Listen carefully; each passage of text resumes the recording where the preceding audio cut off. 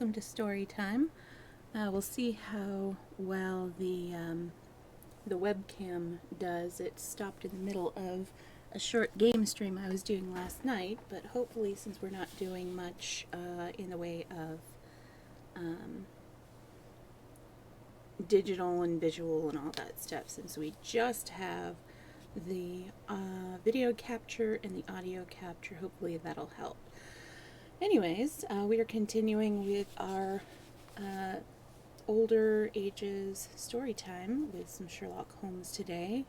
This upcoming week, unless I post otherwise on either my Twitter, my Discord, or down below in the schedule, we're going to be doing Anne of Green Gables on Tuesday and Wednesday, 2 to 4 p.m. Pacific time.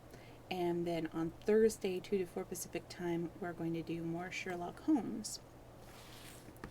And I like to have Sherlock Holmes as for older, I'd say about 12 and up, just because, you know, since it was a different time, and also it definitely reflects Arthur Conan Doyle's sexism and all of that stuff. There is also a little bit of racism in some of those stories, and sometimes and they definitely deal with drugs, not only in some of the stories. Like I think the last one in the previous Storytime Sherlock Holmes Storytime stream, but also they make no secret of Sherlock Holmes himself using cocaine. So, that being said, that's why I have deemed this for older ages, not all ages. Anyways, let us go ahead and start our story time with Adventure 7, The Adventure of the Blue Carbuncle. I had called upon my friend Sherlock Holmes upon the second morning after Christmas, with the intention of wishing him the compliments of the season. He was lounging upon the sofa in a purple dressing gown, a pipe rack within his reach upon the right, and a pile of crumpled morning papers, evidently newly studied, near at hand. Beside the couch was a wooden chair, and on the angle of the back hung a very seedy and disreputable hard felt hat, much the worse for wear, and cracked in several places. A lens and a forceps lying upon the seat of the chair suggested that the hat had been suspended in this manner for the purpose of examination. "You are engaged," I said. "Perhaps I interrupt you." "Not at all. I'm glad to have a friend with whom I can discuss my results. The matter is a perfectly trivial one." He jerked his thumb in the direction of the old hat. "But there are points in connection with it which are not entirely devoid of interest, and even of instruction." I seated myself in his armchair, and warmed my hands before his crackling fire, for a sharp frost had set in, and the windows were thick with the ice crystals. "I suppose," I remarked, "that, homely as it looks, this thing has some deadly story linked on it, that it is the clue which will guide you in the solution of some mystery and the punishment of some crime." No crime," said Sherlock Holmes, laughing. "Only one of those whimsical little incidents which will happen when you have 4,000,000 human beings all jostling each other within the space of a few square miles. Amid the action and reaction of so dense a swarm of humanity, every possible combination of events may be expected to take place, and many a little problem will be presented which may be striking and bizarre without being criminal. We have already had experiences of such." "So much so," I remarked, "that of the last 6 cases which I have added to my notes, 3 have been entirely free of any legal crime." "Precisely. You allude to my attempt to recover the Irene Adler papers, to the singular case of Miss Mary Sutherland, and to the adventure of the man with the twisted lip. While I have no doubt that this small matter will fall into the same innocent category, you know Peterson, the commissionaire?" "Yes." "It is to him that this trophy belongs." "It is his hat." No. He found it. Its owner is unknown. I beg that you will look upon it, not as a battered billycock, but as an intellectual problem. And first, as to how it came here. It arrived upon Christmas morning in the company with a good fat goose, which is, I have no doubt, roasting at this moment in front of Peterson's fire. The facts are these. About 4 o'clock on Christmas morning, Peterson, who, as you know, is a very honest fellow, was retiring from some small jollification, and was making his way homewards from Tottenham Court Road. In front of him he saw in the gaslight a tallish man walking with a slight stagger and carrying a white goose slung over his shoulder. As he reached the corner of Gauge Street, a row broke out between this stranger and a little knot of roughs. One of the latter knocked off the man's hat, on which he raised his stick to defend himself, and swinging it over his head, smashed the shop window behind him.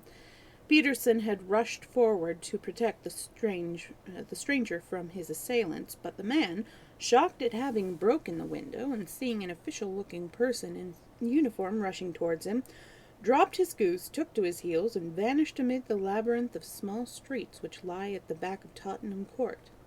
The roughs had also fled at the appearance of Peterson, so that he was left in possession of the field of battle, and also of the spoils of victory in the shape of this battered hat and a most impeachable Christmas goose, which surely he restored to their owner. My dear fellow, there lies the problem. It is true that "For Mrs. Henry Baker" was printed upon a small card which was tied to the bird's left leg. It is also true that the initials H.B. are legible upon the lining of his hat. But as there are some thousands of Bakers and some hundreds of Henry Bakers in this city of yours, it is not easy to restore lost property to any one of them. What then did Peterson do? He brought round both hat and goose to me on Christmas morning, knowing that even the smallest problems are of interest to me. The goose we retained until this morning, when there were signs that, in spite of the slight frost, it would be well that it should be eaten without unnecessary delay. Its finder has carried it off, therefore, to fulfill the ultimate destiny of a goose, while I continue to retain the hat of the unknown gentleman who lost his Christmas dinner. Did he not advertise? No. Then what clue could you have as to his identity? Only as much as we can deduce. From his hat? Precisely. But you are joking. What can you gather from this old battered felt? Here is my lens. You know my methods. What can you gather yourself as to the individuality of the man who has worn this article? I took the battered object in my hands and turned it over rather ruefully. It was a very ordinary black hat of the usual round shape, hard and much the worse for wear. The lining had been of red silk, but was a good deal discolored. There was no maker's name, but as Holmes had remarked, the initials H.B. were scrawled upon one side. It was pierced in the brim for a hat securer, but the elastic was missing. For the rest, it was cracked, exceedingly dusty, and spotted in several places, although there seemed to have been some attempt to hide the discolored patches by smearing them with ink. I can see nothing, said I, handing it back to my friend. On the contrary, Watson, you can see everything. You fail, however, to reason from what you see. You are too timid in drawing your inferences. Then pray tell what it is that you can infer from this hat. He picked it up and gazed at it in the peculiar introspective fashion which was characteristic of him. It is perhaps less suggestive than it might have been, he remarked, and yet there are a few inferences which are very distinct, and a few others which present at least a strong balance of probability. That the man was highly intellectual is of course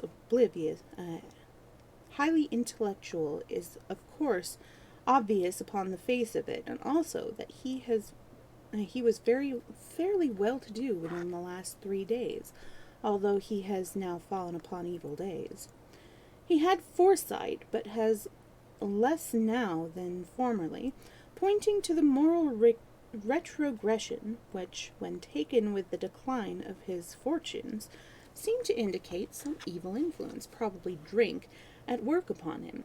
This may account also for the obvious fact that his wife has ceased to love him. My dear Holmes, he has, however, retained some degree of self-respect, he continued, disregarding my remonstrance.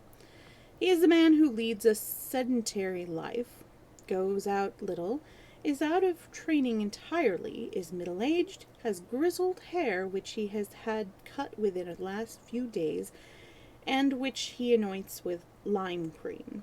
These are the most patent facts which are to be deduced from this hat. Also, by the way, it is extremely improbable that he has gas laid on in his house. You are certainly joking, Holmes. Not in the least. It is possible that even now, when I give you these results, you are unable to see how they are attained. I have no doubt that I am very stupid, but I must confess that I am unable to follow you. For example, how did you deduce that this man was intellectual? For answer, Holmes clapped the hand upon his head. It came right over the forehead and settled upon the bridge of his nose. It is a question of cubic capacity, said he. A man with so large a brain must have something in it. Decline of his fortunes, then? This hat is 3 years old. These flat brims curled at the edge came in. It is a hat of the very best quality. Look at the band of ribbed silk and the excellent lining. If this man could afford to buy so expensive a hat 3 years ago, and has had no hat since, then he has assuredly gone down in the world. Well, that is clear enough, certainly. But how about the foresight and the moral retrogression?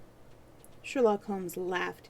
Here's the foresight, said he, putting his finger upon the little disc and the loop of the hat securer. They are never sold upon hats. If this man ordered one, it is a sign of certain amount of foresight, since he went out of his way to take his precaution against the wind.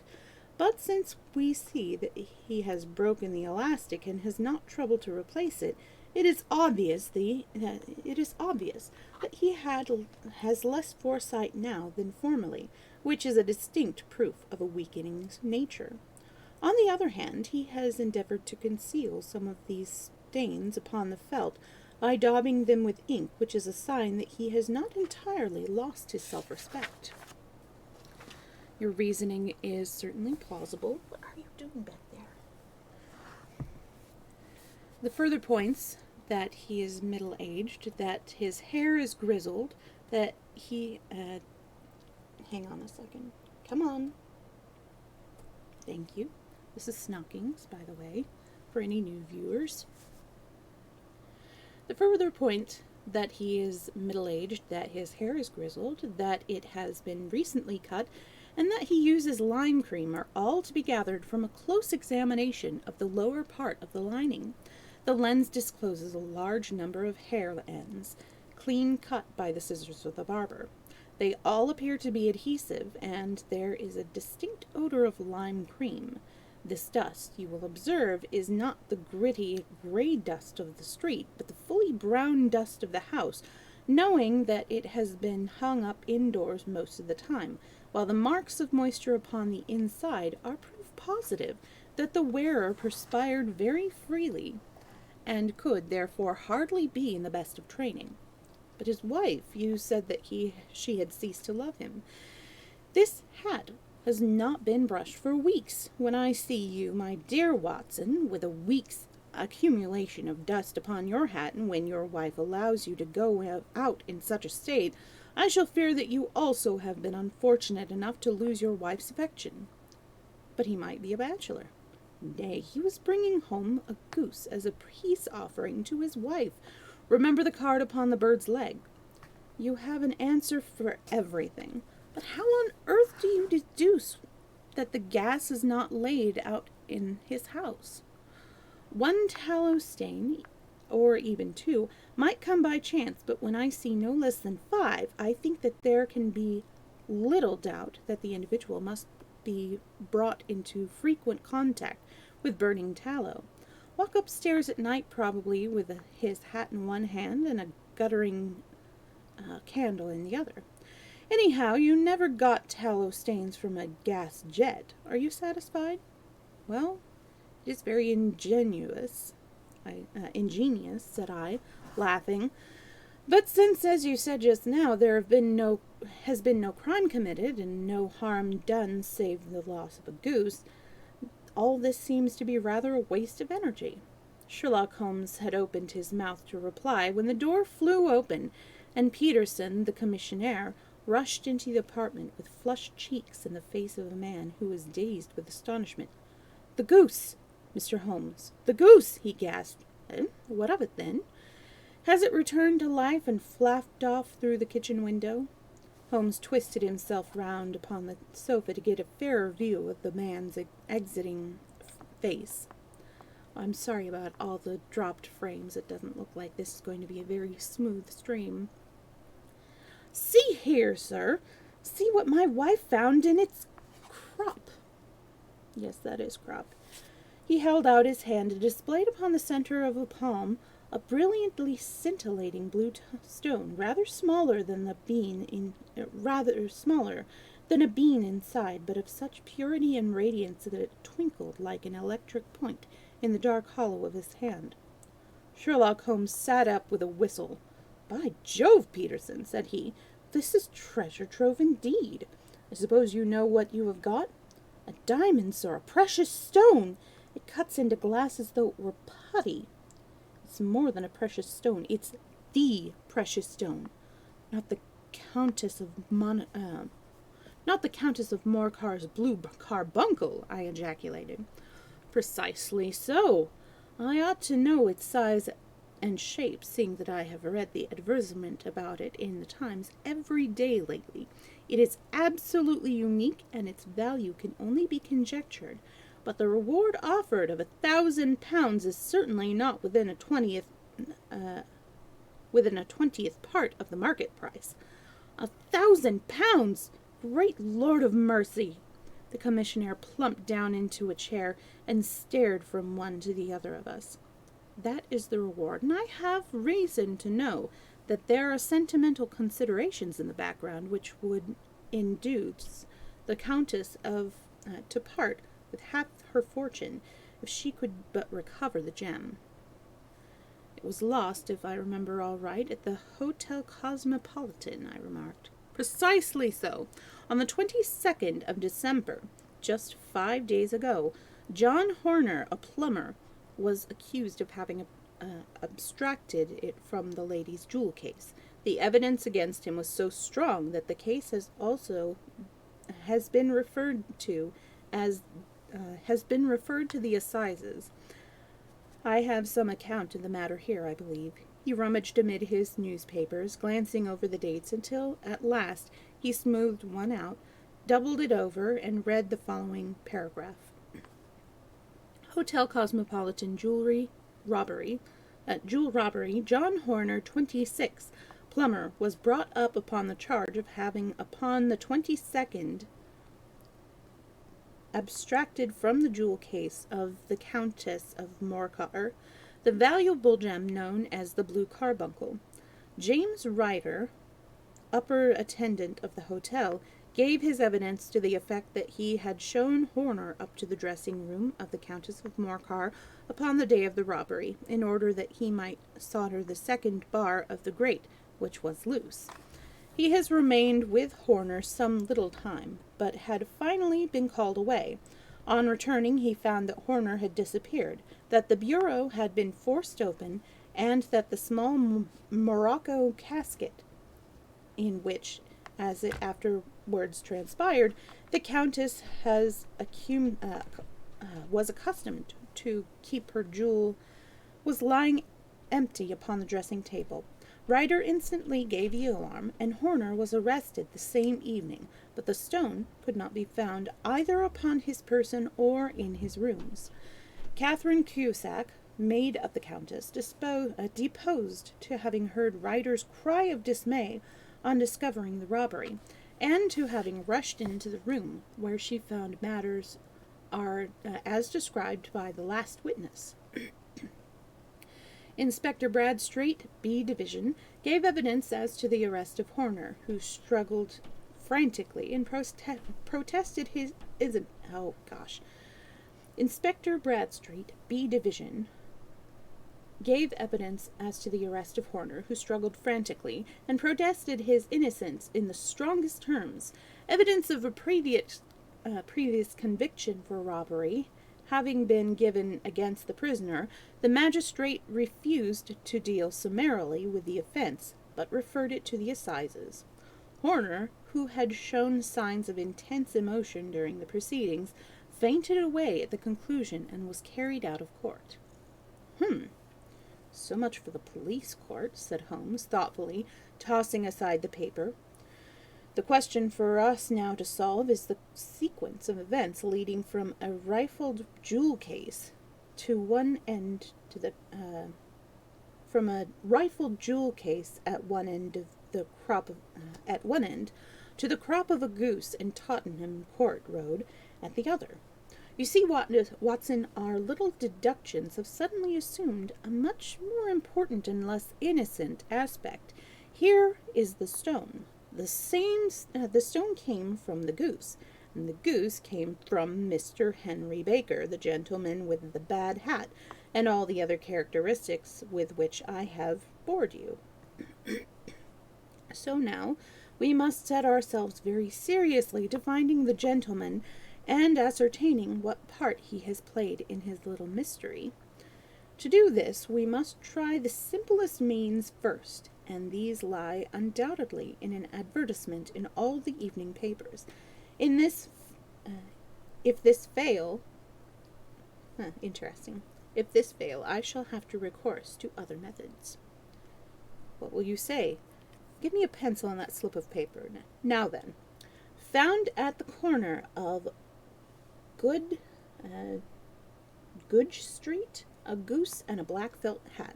Mr. Henry Baker can have the same by applying at 6:30 to this evening at 221 at 221B Baker Street. That is clear and concise. Very. But will he see it? Well, he is sure to keep an eye on the papers, since to the poor man the loss was a heavy one. He was clearly so scared by his mischance in breaking the window and by the approach of Peterson that he thought of nothing. Oh, sorry. It's knocking as you are in my way. Now I have to find my place. I'm sorry again. Well, he is sure to keep an eye on the paper, since to a poor man the loss was a heavy one. He was clearly so scared by his mischance in breaking the window and by the approach of Peterson that he thought of nothing but flight, but since then he must have bitterly regretted the impulse which caused him to drop his bird. Then again, the introduction of his name will cause him to see it, for everyone who knows him will direct his attention to it. Here you are, Peterson. Run down to the advertising agency and have this put in the evening paper. In which, sir? Oh, in the Globe, Star, Pall Mall, St. James, Evening News, Standard, Echo, and any others that occur to you. Very well, sir. And this stone? Ah, yes, I shall keep the stone. Thank you. And I say, Peterson, just buy a goose on your way back and leave it here with me, for we must have one to give to this gentleman in place of the one which your family is now devouring. When the commissionaire had gone, Holmes took up the stone and held it against the light. It is a bonny thing, said he. Just see how it glints and sparkles. Of course it is a nucleus and focus of crime. Every good stone is. They are the devil's pet baits. In the larger and older jewelry, every facet must stand for a bloody deed. This stone is not yet 20 years old, was found in the banks of the Amory River in southern China, and is remarkable in having every characteristic of the carbuncle, save that it is blue in shade instead of ruby red. In spite of its youth, it has already a sinister history. there have been 2 murders, a vitriol throwing, a suicide, and several robberies brought about for the sake of this 40-grain weight of crystallized charcoal. Who would think of crystallized... who would think that so pretty a toy would be a purveyor to that so... Oh, gosh. Who would think that so pretty a toy would be a purveyor to the gallows and the prison? I'll lock it up in my strong box now and drop a line to the Countess to say that we have it. Do you think that this man Horner is innocent? I cannot tell. Well then, do you imagine that this other one, Henry Baker, had anything to do with the matter? It is, I think, much more likely that Henry Baker is an absolutely innocent man, who had no idea that the bird which he was carrying was of considerably more value than if it were made of solid gold. That, of course, I shall determine by a very simple test if we have an answer to our advertisement. And you can do nothing until then? Nothing. In that case, I shall continue my professional round, but I shall come back on the evening of the hour you have mentioned, for I should like to see the solution of so tangled a business. Very glad to see you. I dine at 7. Here is the woodcock, I believe. By the way, in view of recent occurrences, perhaps I ought to ask Mrs. Hudson to examine its crop.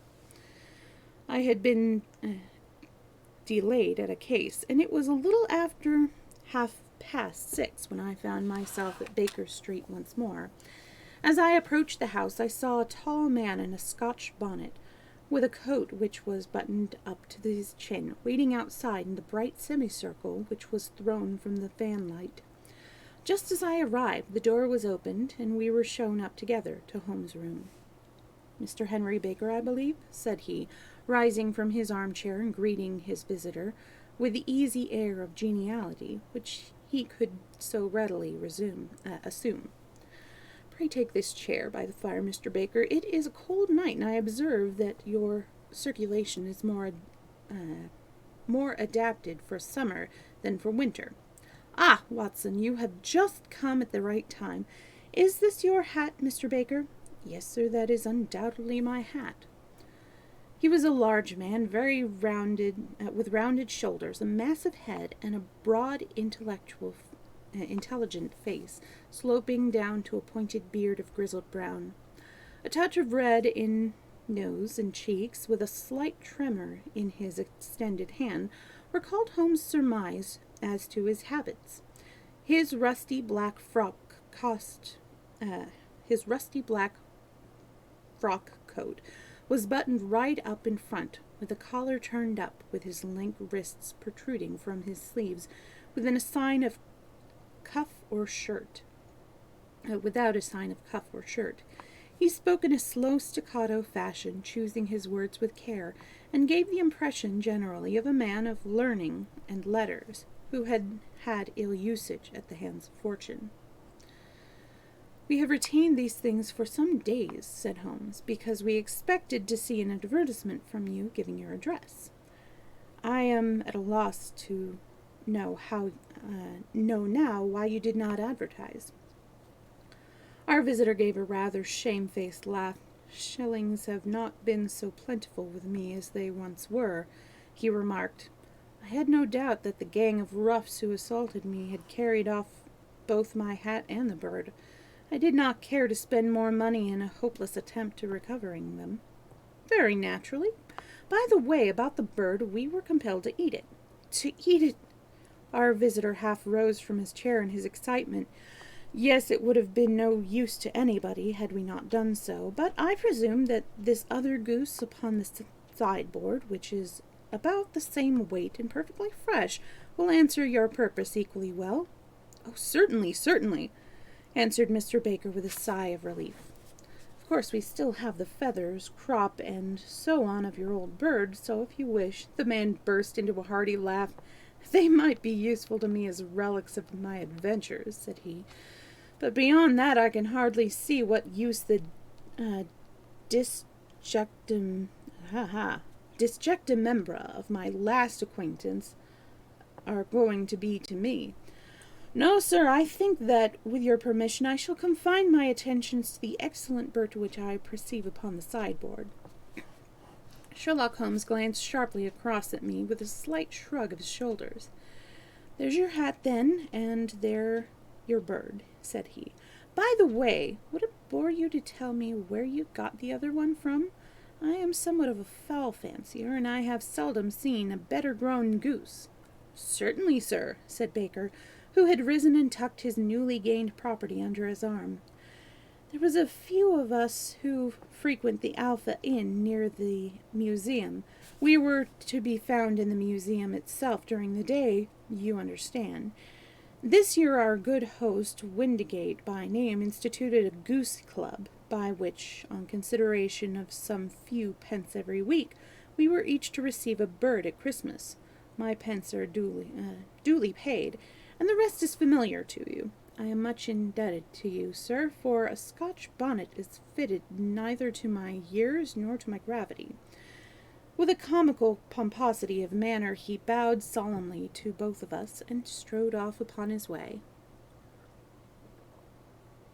So much for Mr. Henry Baker, said Holmes, when he had closed the door behind him.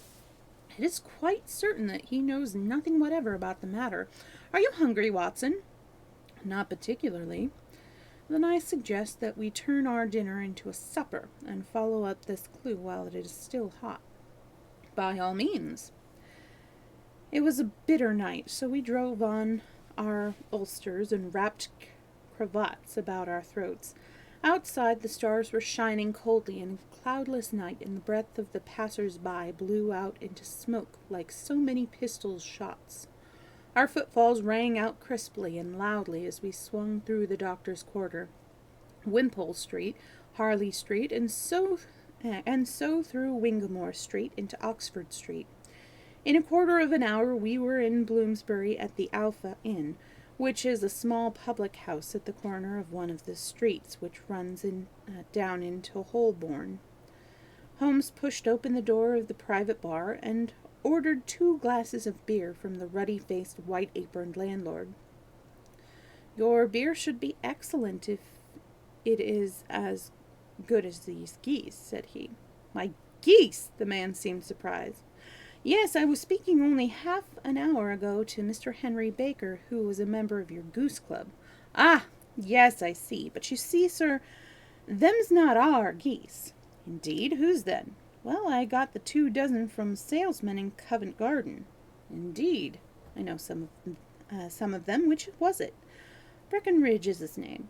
Ah, I don't know him. Well, here's to your good health, landlord, and prosperity to your house. Good night. Now for Mr. Breckenridge, he continued, buttoning his coat as we came out into the frosty air. Remember, Watson, that though we have so homely a thing as a goose at one end of this chain, we have I'm sorry, that is not a word. Oh, okay. We have the other, a man who will certainly give 7 years penal servitude unless we can establish his innocence. It is possible that our inquiry must be confirmed as It is possible that our inquiry may but confirm his guilt. But in any case, we have a line of investigation which has been missed by the police, and which his singular chance has placed in our hands. Let us follow it out to the bitter end. Faces to the south, then, and quick march.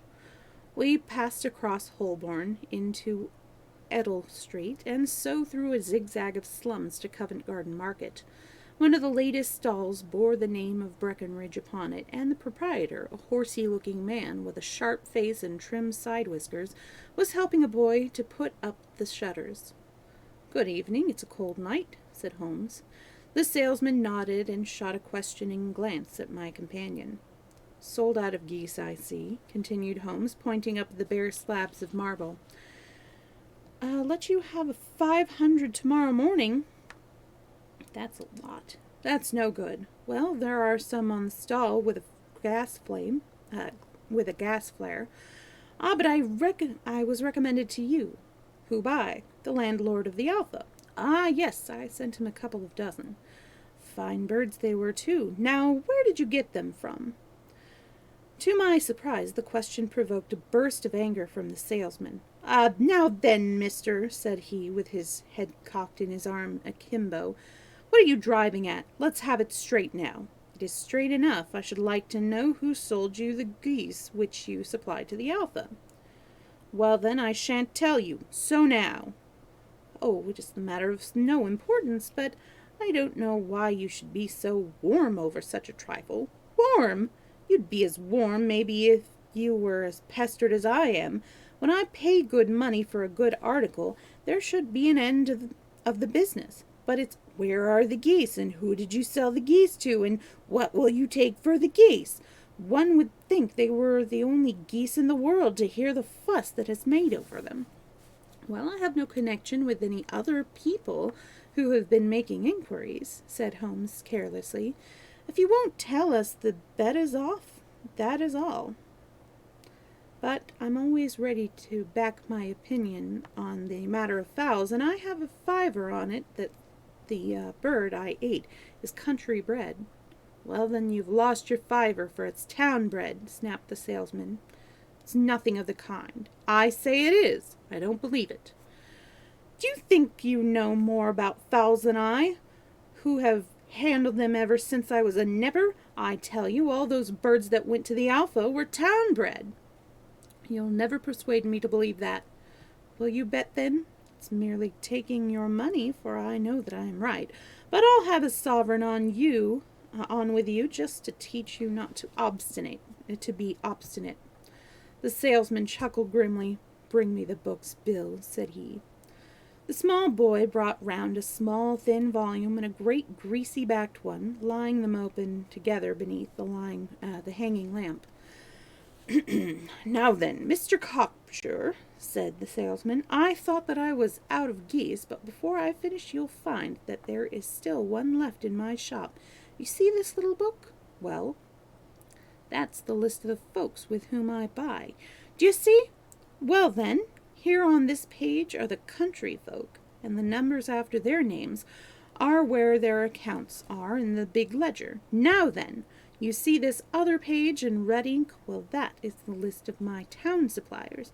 Now, look at that third name. Just read it out to me. Mrs. Oakshott, 117 Brixton Road, 249, read Holmes. Quite so. Now turn that up to the ledger. Turn that up in the ledger. Holmes returned to the page indicated. Here you are, Mrs. Oakshott, 117 Brixton Road, egg and poultry supplier. Now then, what's the last entry? December 22nd, 24 geese at 7S 6D. Quite so, there you are. And underneath, sold to Windgate of the Alpha at 12S. What have you to say now?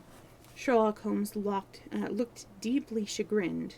He drew a sovereign from his pocket and threw it down upon the slab, turning away with the air of a man whose disgust is too deep for words. A few yards off he stopped under a lamp-post and laughed in the hearty, noiseless fashion which was peculiar to him.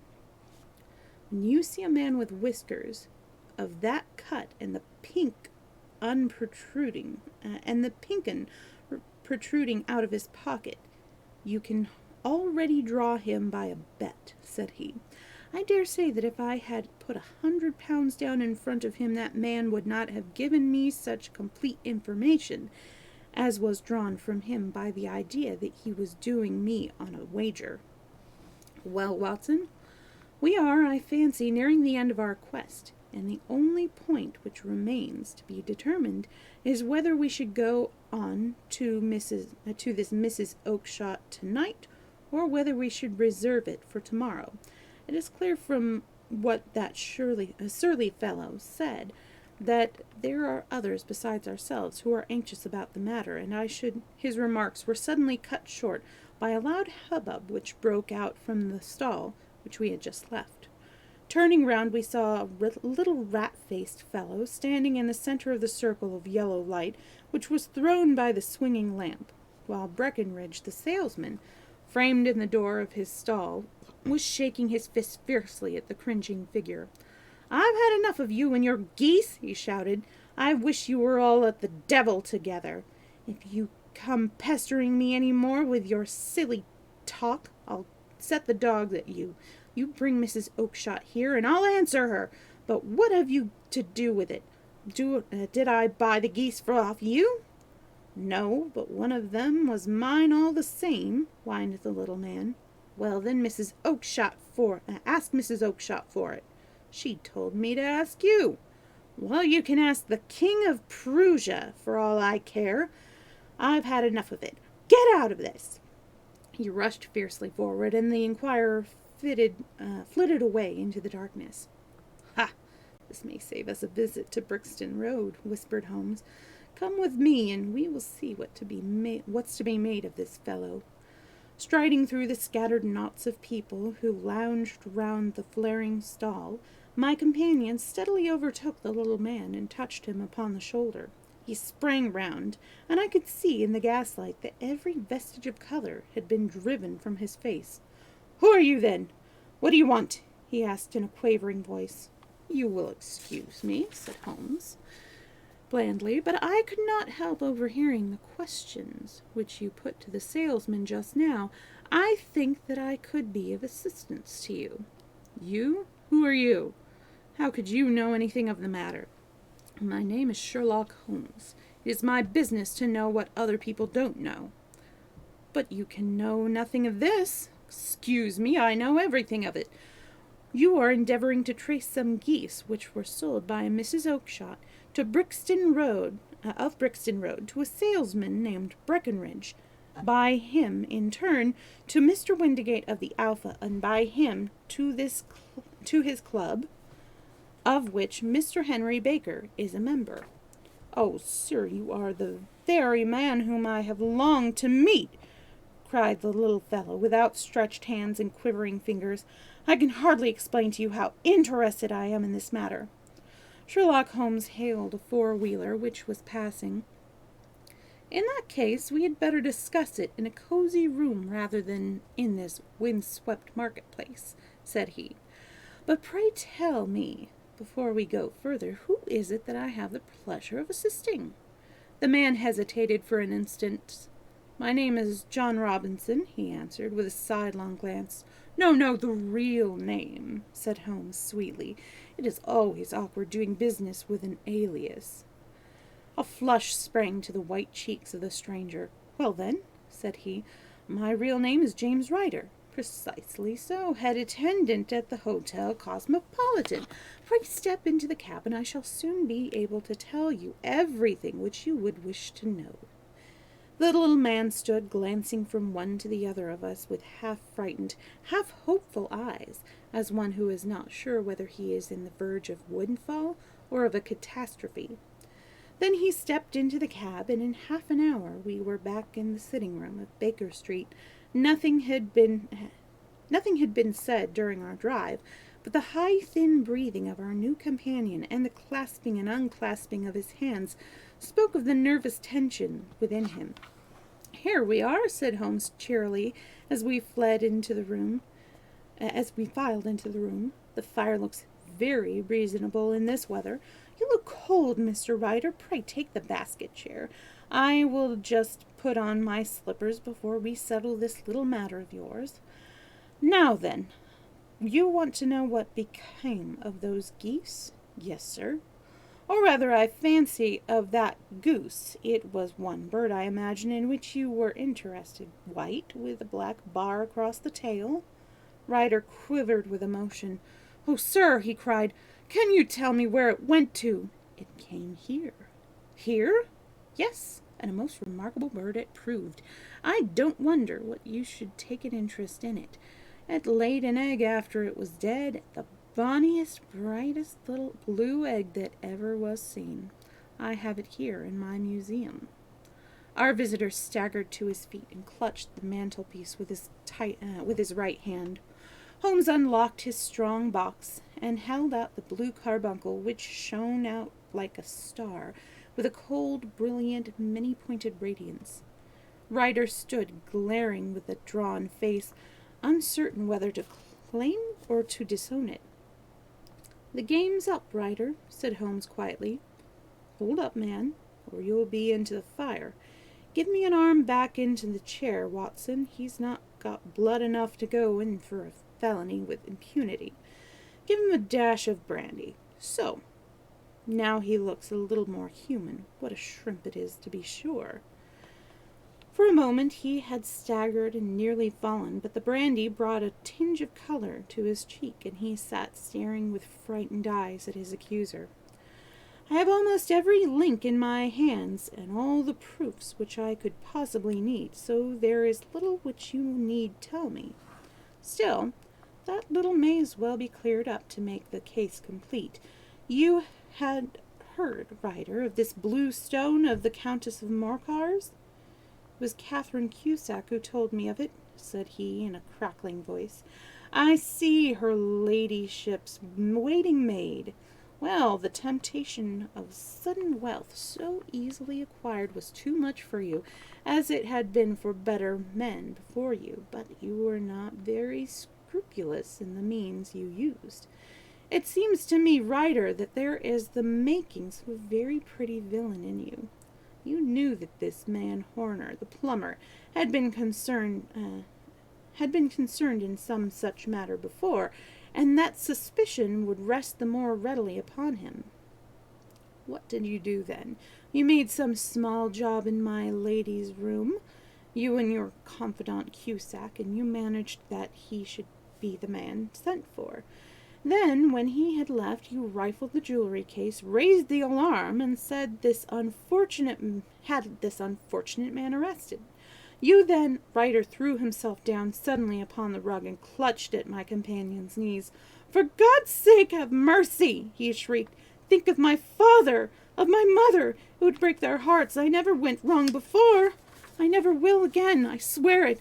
I swear I'll be on a Bible. Oh, don't bring it into court. For Christ's sake, don't." "Get back into your chair," said Holmes sternly. "It is very well to cringe and crawl now, but you thought little enough to this poor Horner in the dock for a crime of which he knew nothing." "I will fly, Holmes. I will leave the country, sir. Then the charge against him will break down." "We will talk about that. And now let us hear a true account of the next act. How came the stone into the goose, and how came the goose into the open market? Tell us the truth, for there lies your only hope of safety." Ryder passed his tongue over his parched lips. "I will tell you it just as it happened, sir," said he. "When Horner had his arrest, it seemed to me that it would be best for me to get away with the stone at once, for I did not know at what moment the police might not take it into their hands to search me in my room. There was no place about the hotel where it would be safe. I went out as if on some commission, and I made for my sister's house. She had married a man named Oakshott, and lived in Brixton Road, where she fattened fowls for the market. All the way there, every man I met seemed to me to be a policeman or a detective, and for all that it was a cold night, the sweat was pouring down my face before I came to the Brixton Road. My sister asked me what was the matter, and why I was so pale, but I told her that I had been upset by the jewel robbery at the hotel. Then I went into the backyard and smoked a pipe, and I wondered what it would be best to do. I had a friend once called Maudsley, who went to the bad, and had just been serving his time in Pentonville. One day he had met me and fell into talk about the ways of thieves and how they could get rid of what they stole. I knew that he would be true to me, for I knew one or two things about him, so I made up my mind to go right on to Kingburn, where he lived, and take him into my confidence. He would show me how to turn the stone into money, but how to get to him in safety. I thought of the agonies I had gone through in coming from the hotel. I might at any moment be seized and searched, and there would be the stone in my waistcoat pocket. I was leaning against the wall at the time and looking at the geese which were waddling around about my feet, and suddenly an idea came into my head which showed me how I could beat the best detective that ever lived. My sister had told me some weeks before that I might have the pick of her geese for a Christmas present, and I knew that she was always as good as her word. I would take my goose now, and in it I would carry my stone to Kingburn. There was a little shed in the yard, and behind this I drove one of the birds, a fine big one, white with a barrel tail. I caught it and prized its bill open. I thrust the stone down its throat as far as my fingers could reach. The bird gave a gulp, and I felt that stone pass through along its gullet and down into its crop. The creature flapped and struggled, and out came my sister to know what was the matter. As I turned to speak to her, the brute broke loose and fluttered off among the others. "Whatever were you doing with that bird, Jem?" says she. "Well," says I, "you said you'd give me one for Christmas, and I was feeling which was the fattest." "Oh," says she, "we've set yours aside for you. Jem's bird, we call it. It's the big white one over yonder. There's 26 of them, which makes one for you, and one for us, and 2 dozen for the market." "Thank you, Maggie," says I, "but if it is all the same to you, I'd rather have that one I was handling just now." "The other is a good 3 pounds heavier," said she, "and we've fattened it expressly for you." "Never mind, I'll have the other, and I'll take it now," said I.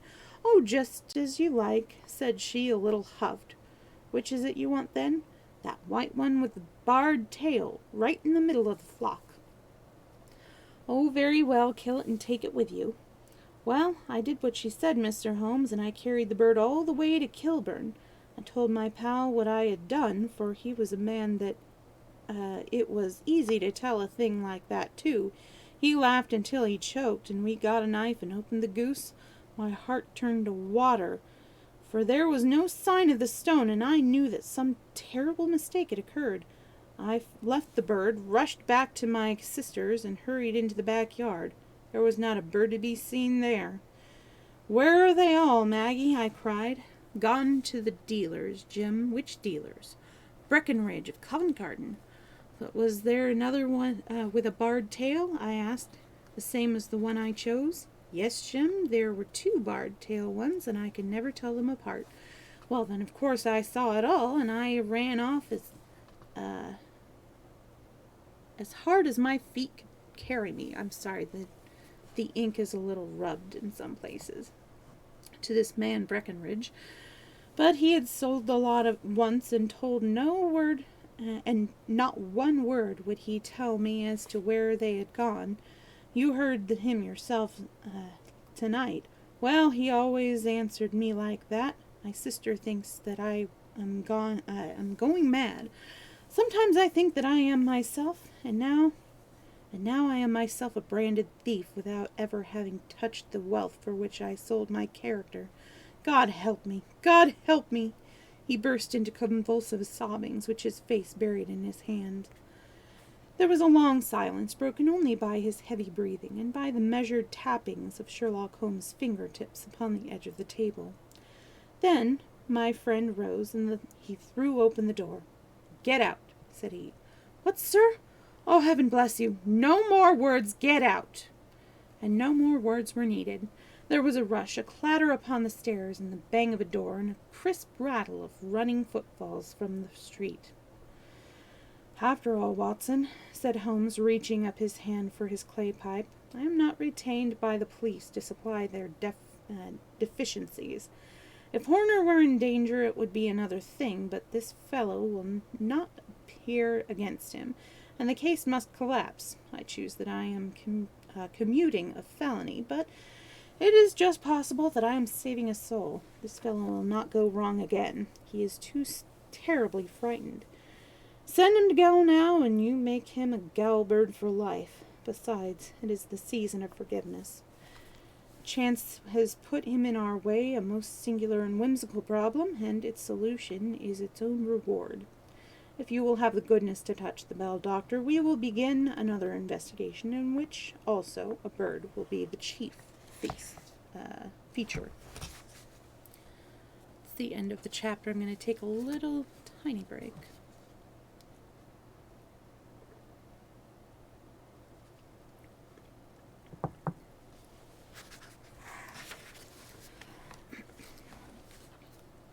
Right, and on to Adventure 8. The Adventure of the Speckled Band. I think this was one that I've read before, actually. In glancing over my notes of the 70-odd cases in which I have endured the last 8 years studied the method of my friend Sherlock Holmes, I find many tragic, some comical, a large number merely strange, but none commonplace, for working as he did rather for the love of his art than for the acquirement of wealth, he refused to associate himself with any investigation which did not tend toward the unusual, and even the fantastic. Of all these varied cases, however, I cannot recall any which presented more singular features than that which was associated with the well-known Surrey family of the Roylotts of Stoke Moran. The events in question occurred in the early days of my association with Holmes, when we were sharing rooms as bachelors in Baker Street. It is possible that I might have placed them upon record before, but a promise of secrecy was made of the time, from which I have only been freed during the last month by the ultimate untimely death of the lady to whom the pledge was given. It is perhaps as well that the facts should now come to light, for I have reasons to know that there are widespread rumors as to the death of Dr. Grimsby Roylott, which tend to make the matter even more terrible than the truth. It was early in April in the year 83 that I woke one morning to find Sherlock Holmes standing, fully dressed, by the side of my bed. He was a late riser as a rule, and as the clock on the mantelpiece showed me that it was only 7:15, I blinked up at him in some surprise, and perhaps just a little resentment, for I was myself regular in my habits. Very sorry to knock you up, Watson," said he, "but it's the common lot this morning. Mrs. Hudson has been knocked up. She retorted upon me, and I on you." "What is it, then? A fire?" "No, a client. It seems that a young lady has arrived in a considerable state of excitement, who insists upon seeing me. She is waiting now in the waiting-room. Now, when young ladies wander about the metropolis at this hour of the morning and knock sleepy people out of their beds, I presume that it is something very pressing which they have to communicate. Should it prove to be an interesting case, you would, I am sure, wish to follow it from the outset. I thought at any rate that I should call you and give you the chance." "My dear fellow, I would not miss it for anything." I had no keener pleasure than in following Holmes in his professional investigations, and in acquiring the rapid deductions, as swift as intuitions, and yet always founded on a logical basis, with which he unravelled the problems which were submitted to him. I rapidly threw on my clothes, and was ready in a few minutes to accompany my friend down to the sitting-room. A lady dressed in black and heavily veiled, who had been sitting in the window, rose as we entered. "Good morning, madam," said Holmes cheerily. "My name is Sherlock Holmes. This is my intimate friend and associate, Dr. Watson, before whom you can speak as freely as before myself. Ha! I am glad to see that Mrs. Hudson has had the good sense to light the fire. Pray draw up to it, and I shall order the cup of hot coffee, for I observe that you are shivering." "It is not cold which makes me shiver," said the woman in a low voice, changing her seat as requested. "What then?" "It is fear, Mr. Holmes. It is terror." She raised her veil as she spoke, and we could see that she was indeed in a pitiable state of agitation, her face all drawn and grey with restless, frightened eyes, like those of some hunted animal.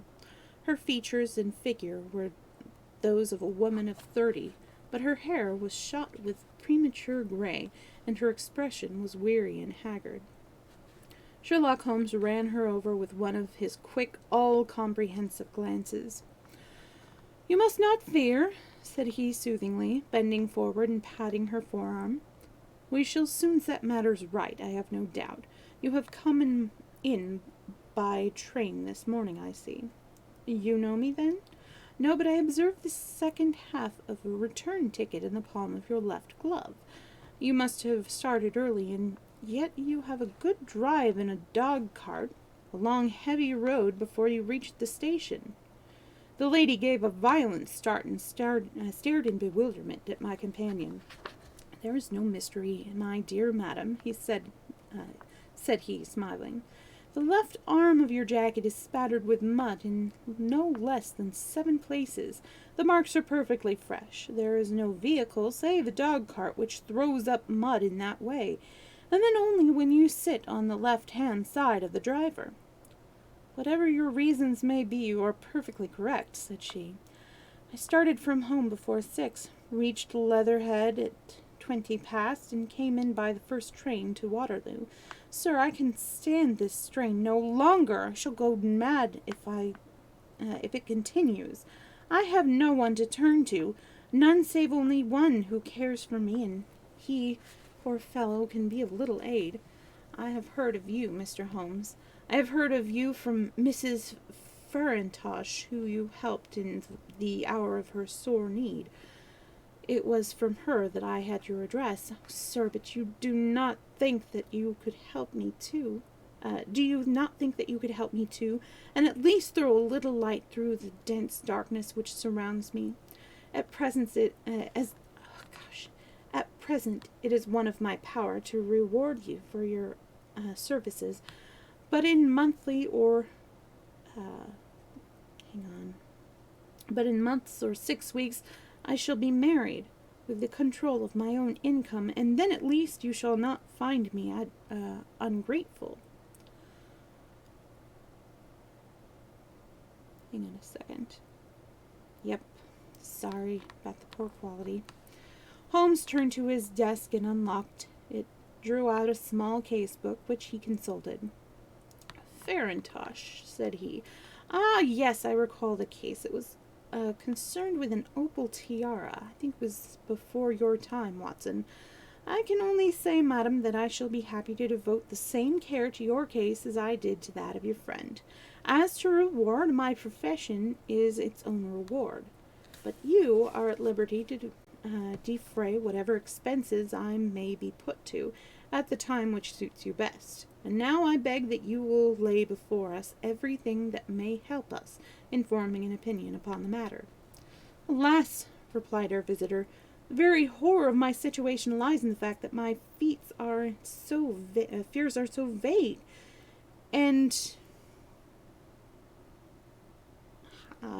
it's an N.Y. I don't know. And any suspicions depend so entirely upon small points, which may seem trivial to another, that even he to whom of all others I have a right to look for help and advice looks upon all that I tell him about that even he to whom of all others I have a right to look for help and advice looks upon all that I have to tell him about it as the fancies of a nervous woman. He does not say so, but I can read it from his soothing answers and averted eyes. But I have heard, Mr. Holmes, that you can see deeply into the manifold wickedness of the human heart. You may advise me how to walk amid the dangers which encompass me." "I am all attentions, madam." "My name is Helen Stoner, and I am living with my stepfather, who is the last survivor of one of the oldest Saxon families in England, the Roylotts of Stoke Moran, on the western border of Surrey." Holmes nodded his head.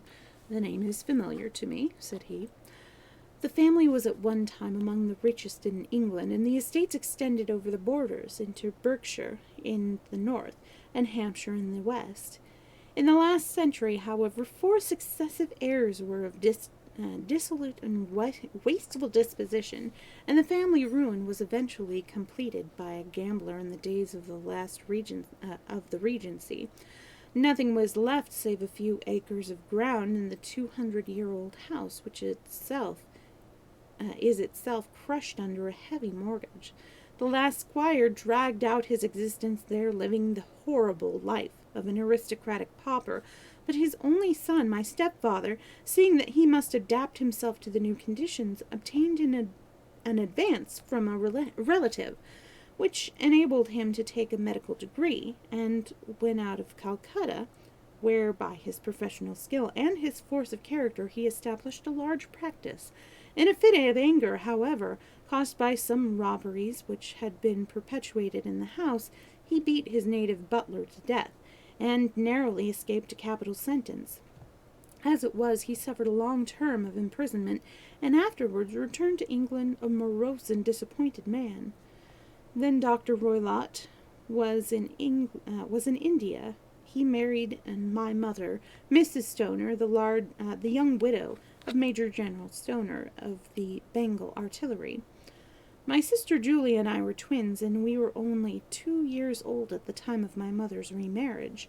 She had a considerable sum of money, but not less than 1,000 a year, and this she bequeathed to Dr. Roylott entirely whilst we resided with him, with a provision that a certain annual sum should be allowed to each of us in the event of our marriage. Shortly after our return to England, my mother died. She was killed 8 years ago in a railway accident near Crewe.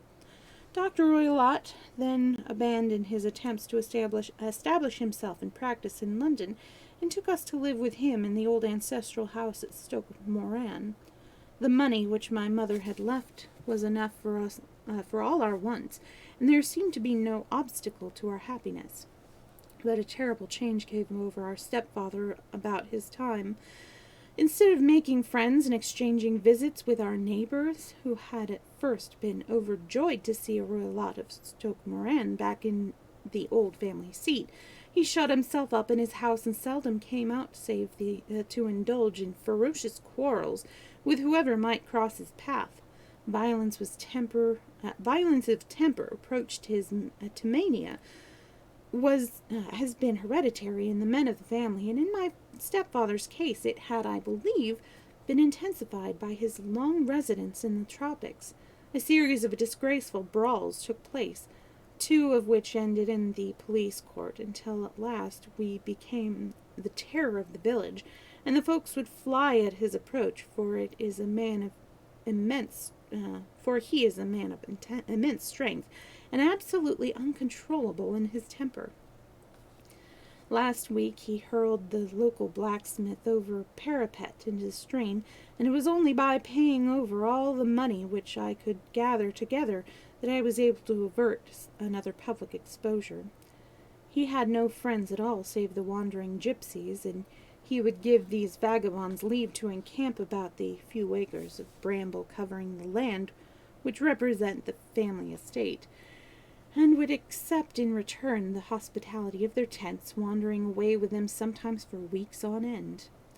He has a passion also for Indian animals, which are sent over to him by a correspondent, and he has at this moment a cheetah and a baboon, which wander freely over his grounds, and are feared by the villagers almost as much as their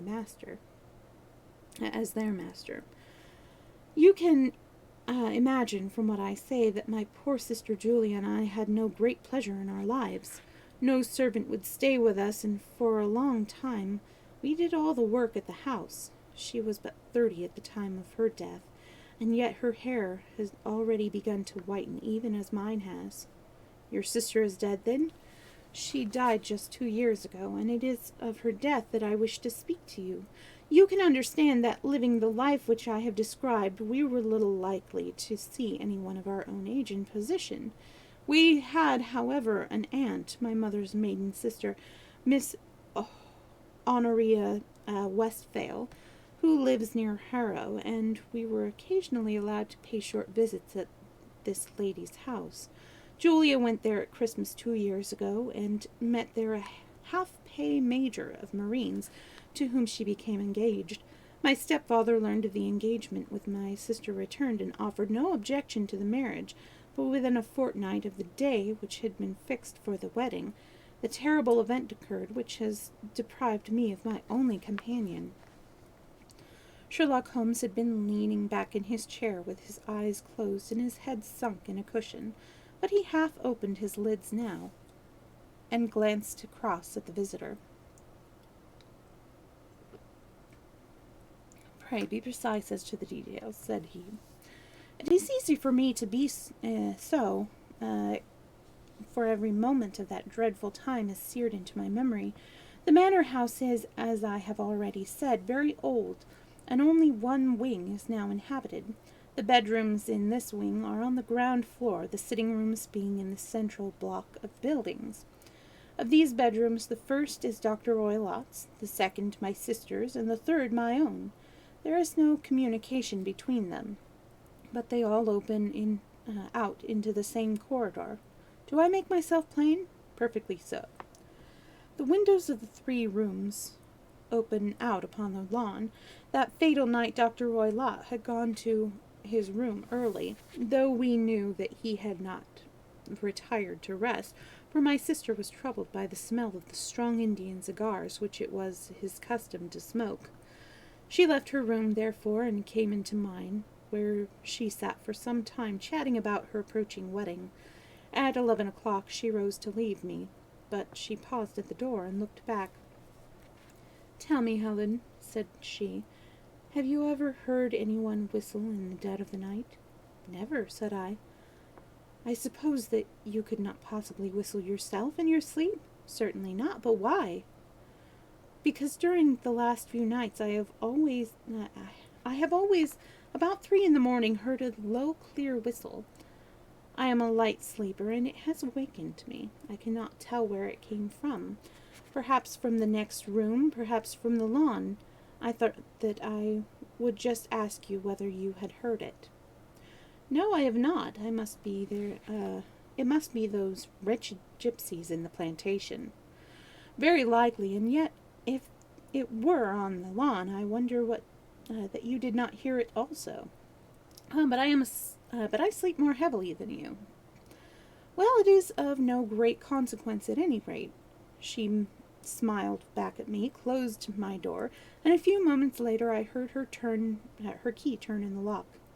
"Indeed," said Holmes. "Was it your custom always to lock yourselves in at night?" "Always." "And why?" "I think that I mentioned to you that the doctor kept a cheetah and a baboon.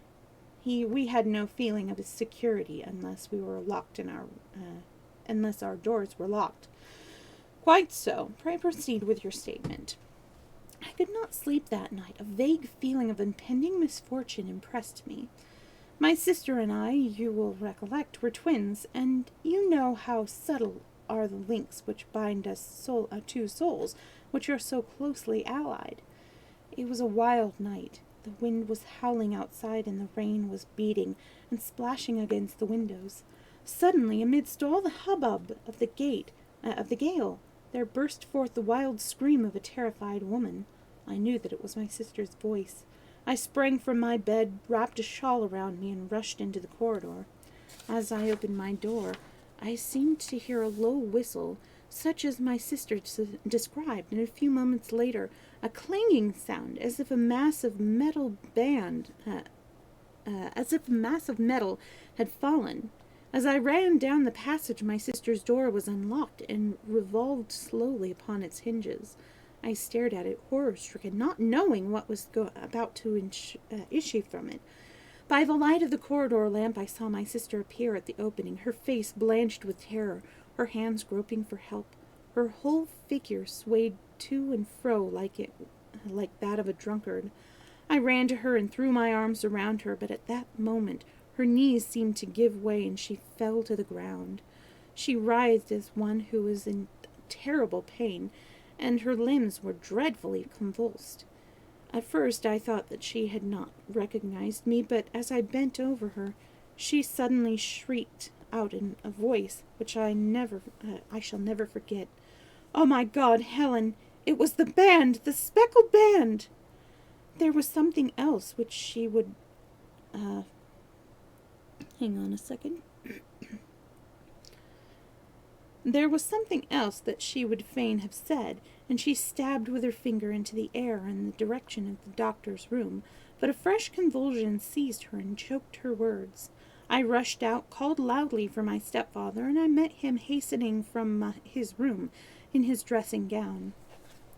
When he reached my sister's side, she was unconscious, and though he poured brandy down her throat, she sent for medical aid from the village. All efforts were in vain, for she slowly sank and died without having recovered her consciousness. Such was the dreadful end of my beloved sister. "One moment," said Holmes. "Are you sure about this whistle and metallic sound? Could you swear to it?" "That was what the country coroner asked me at the inquiry. It is my strong impression that I heard it, and yet among the crash of the gale and the creaking of an old house, I may possibly have been deceived." "Was your sister dressed?" "No, she was in her night-dress. In her right hand was bound the charred stump of a match, and in her left a match-box." Knowing that she had struck a light and looked about her when the alarm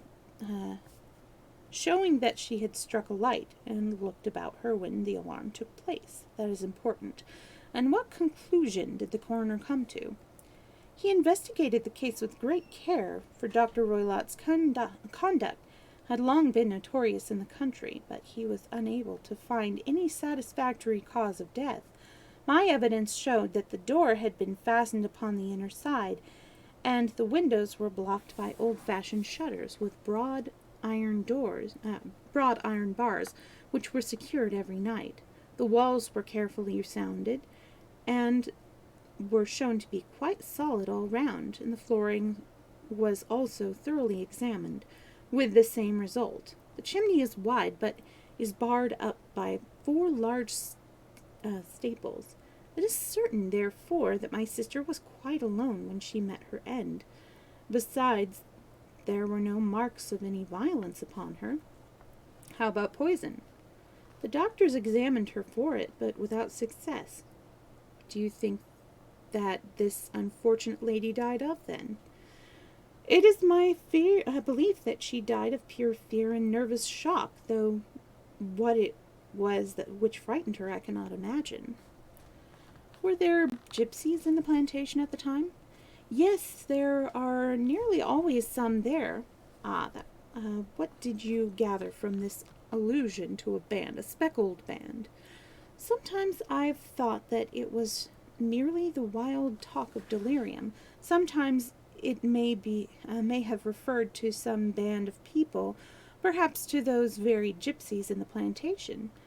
I do not know whether the spotted handkerchief, which so many of them wear over their heads, might have suggested the strange adjective which she used." Holmes shook his head like a man who is far from being satisfied. "These are very deep waters," said he. "Pray go on with your narrative."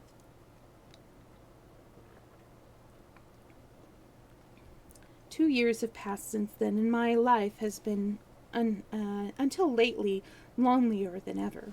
A month ago, however, a dear friend whom I have known for many years has done me the honor to ask my hand in marriage. His name is Armitage, Percy Armitage, the second son of Mr. Armitage of Crane Water near Reading. My stepfather has offered no opposition to the match, and we are to be married in the course of the spring. 2 days ago, some repairs were started in the west wing of the building, and my bedroom wall has been pierced, so that I have had to move into the chamber in which my sister died, and to sleep in the very bed in which she slept. Imagine then my thrill of terror when last night, as I lay awake thinking over her terrible fate, I suddenly heard in the silence of the night the low whistle which had been the herald of her own death. I sprang up and lit the lamp, but nothing was to be seen in the room. I was too shaken to go to bed again, however, so I dressed, and as soon as it was daylight, I slipped down, got a dog-cart at the Crown Inn, which is opposite, and drove to Leatherhead, which from whence I have come on this morning, with the one object of seeing you and asking your advice." "You have done wisely," said my friend. "But have you told me all?" "Yes, all." "Miss Roylott, you have not. You are screening your sister." "Why, what do you mean?" For answer, Holmes pushed back the frill of black lace which fringed the head that lay upon our visitor's knee. 5 little livid spots, the marks of 4 fingers and a thumb, were printed upon the white wrist. "You have been cruelly used," said Holmes. The lady colored deeply and covered over her injured wrist. "He is a hard man," said she, "and perhaps he hardly knows his own strength." There was a long silence, during which Holmes leaned his chin upon his hands and stared into the crackling fire. "This is a very deep business," said he at last. "There are 1,000 details which I should desire to know before I decide upon our course of action. Yet we have not a moment to lose. If we were to come to Stoke Moran today, would it be possible for us to see over these rooms without the knowledge of your stepfather?" "As it happens he spoke of coming into town today upon some most important business, it is probable that he will be away all day, and that there would be nothing to disturb us. We have a housekeeper now, but she is old and foolish, and I could easily get her out of the way." "Excellent. You are not averse to this trip, Watson?" "By no means." "Then we shall both come. What are you going to do yourself?" "I have 1 or 2 things which I should wish to do now that I am in town, but I shall return by the 12 o'clock train, so as to be there in time for your coming." "And you may expect us early in the afternoon. I have myself some small business matters to attend to. Will you not wait and breakfast?" "No, I must go. My heart is lightened already, since I have confided my trouble to you. I shall look forward to seeing you again this afternoon." She dropped her thick black veil over her face and glided from the room. "And what do you think of it all, Watson?" asked Sherlock Holmes, leaning back in his chair. "It seems to me a most dark and sinister business." "Dark enough and sinister enough. Yet if the lady is correct in saying that the flooring and walls are sound, and that the door, window, and chimney are impassable, then her sister must have been undoubtedly alone when she met her mysterious end. What becomes then of these nocturnal whistles, and what of the very peculiar words of the dying woman? I cannot think. When you combine the idea of whistles at night, the presence of a band of gypsies, you are on intimate terms, and with this old doctor, the fact that we have every reason to believe that the doctor has an interest in preventing his stepdaughter's marriage, the dying allusion to a band, and finally, the fact that Miss Helen Stoner heard a metallic clang which might have been caused by one of these metal bars which secured the shutters falling back into their place, I think that there is good ground to think that the mystery may be cleared along these lines." "But what then did the gypsies do?" "I cannot imagine.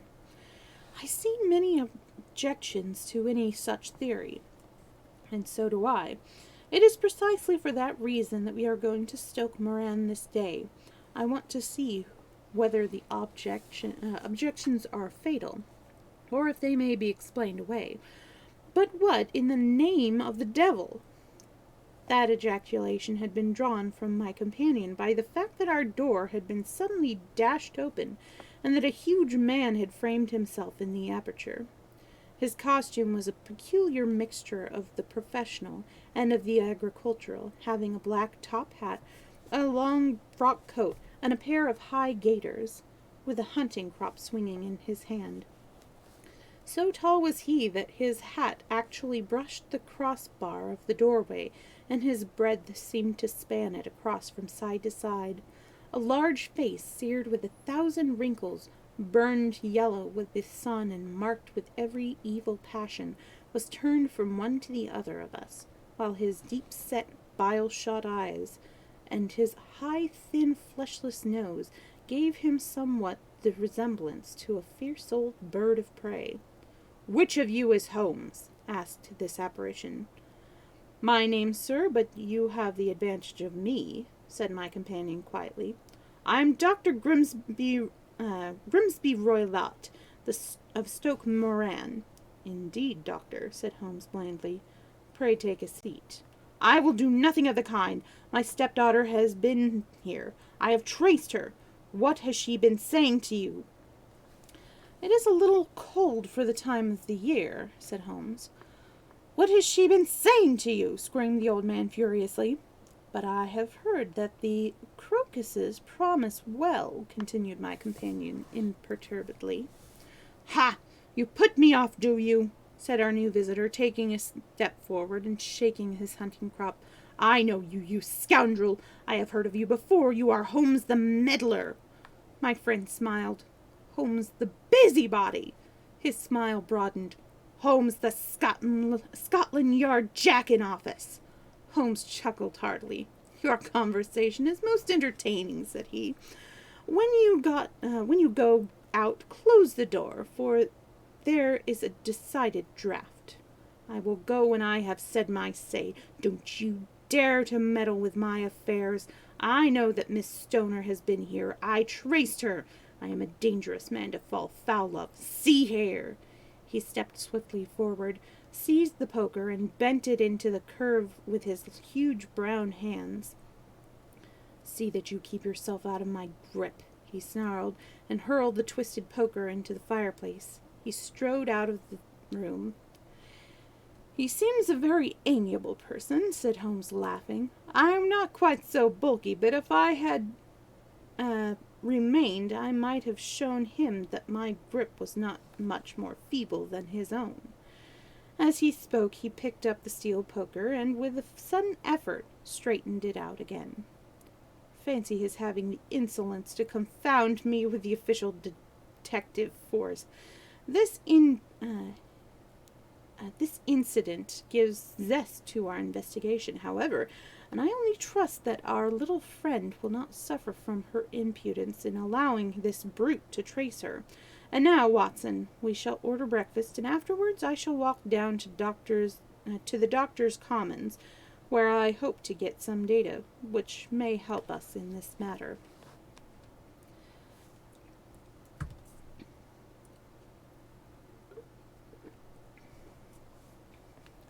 It was nearly 1 o'clock when Sherlock Holmes returned from his excursion. He held in his hand a sheet of blue paper, scrawled over with notes and figures. "I have seen the will of the deceased wife," said he. "To determine its exact meaning, I have been obliged to work out the present prices of the investments with which it is concerned. The total income, which at the time of the wife's death was little short of £1,100, is now, through the fall in agriculture price, not more than £750. Each daughter can claim an income of £250 in case of marriage. It is evident, therefore, that if both girls had married, this beauty would have had a mere pittance, while, oh goodness, I'm sorry about this. It is evident, therefore, that if both girls had married, this beauty would have had a mere pittance, which every one of them would cripple him to a very serious extent. My morning's work has not been wasted, since it is proved that he has the very strongest motives for standing in the way of anything of the sort. And now, Watson, this is too serious for dawdling, especially as the old man is aware that we are interesting ourselves in his affair. So, if you are ready, we shall call a cab and drive to Waterloo. I should be very much obliged if you would slip your revolver into your pocket.